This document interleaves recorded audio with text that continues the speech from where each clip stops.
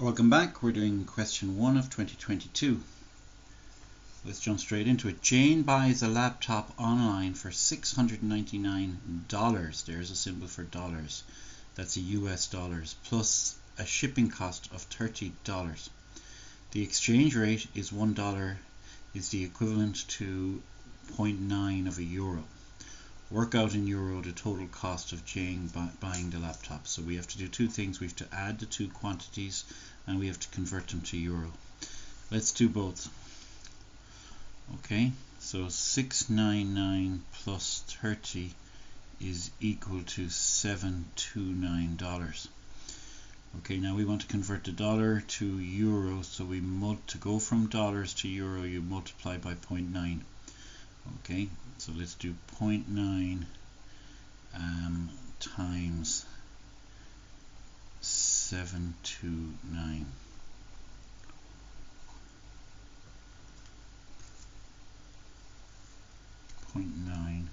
Multiplied by 729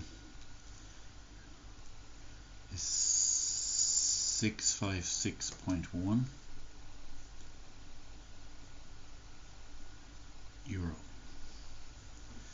Okay, let's see how we're doing. First of all, on this question we have that we have 25 marks, which is quite a big amount of marks, and we have 656.1. They do tell you over and over again that you can, funny enough, leave out the euro symbol, and we'll accept correct answers without work. So if you did all of that in your calculator, that would be okay, but that would be a foolish thing to do, because if you make any mistake you'd get 0 marks. Okay, moving on. Jane has a gross annual income of $56,000 and she pays income tax on her gross annual income at 20% on the first $44,300 and 40% on the balance.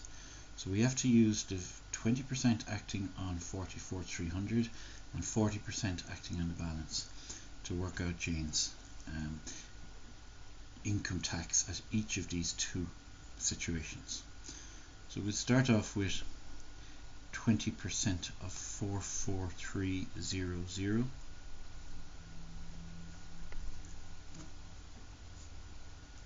Okay, let's get 44300 into our calculator, and a very quick way of multiplying by 20% is to divide by 5. Okay, and we get 8860.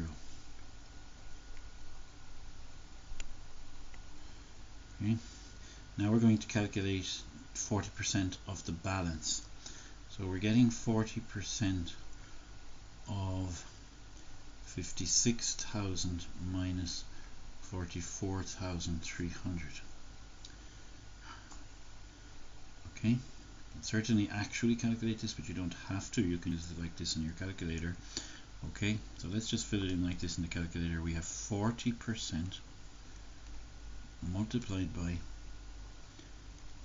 5600 minus 44300. Okay, and we get 4680 at the higher interest rate bracket. Fill both of those in there.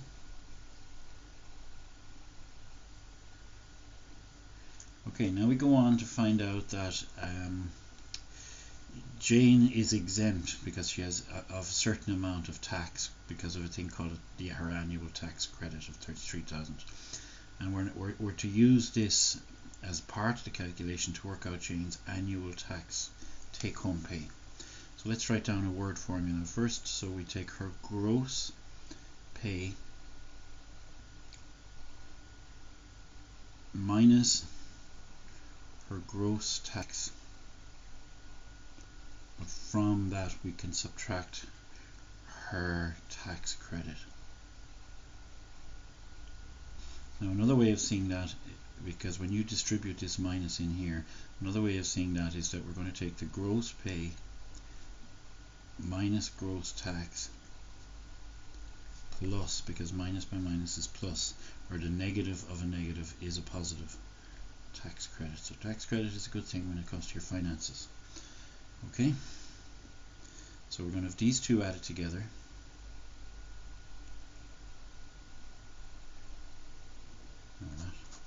we're going to have her gross pay first, 56,000,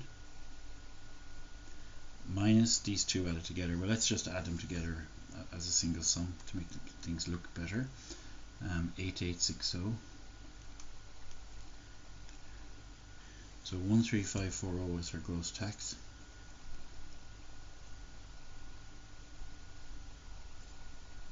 If you're ever wondering what happens if I write part of an answer in one box when it's supposed to be in another, it says it in the marking scheme always that it will be corrected, and with no cost.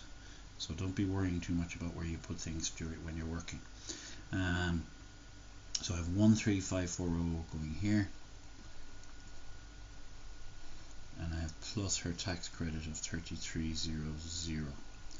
Okay, let's put that in the calculator. Now, because this is already in the calculator, I can simply negate it by pushing the negation button, and I answer. So now it's negative here, so that's done without having to dial in the 5 digits again.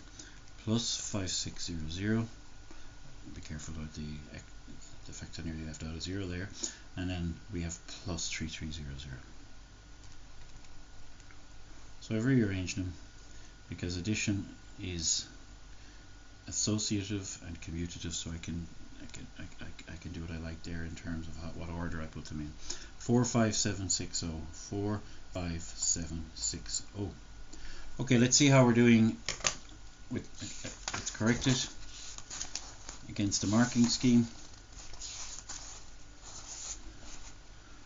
We have 65610. We have 4680 and 8860, and we have 45760. Okay, so full marks there. We'll move on to the next question. See you in the next one.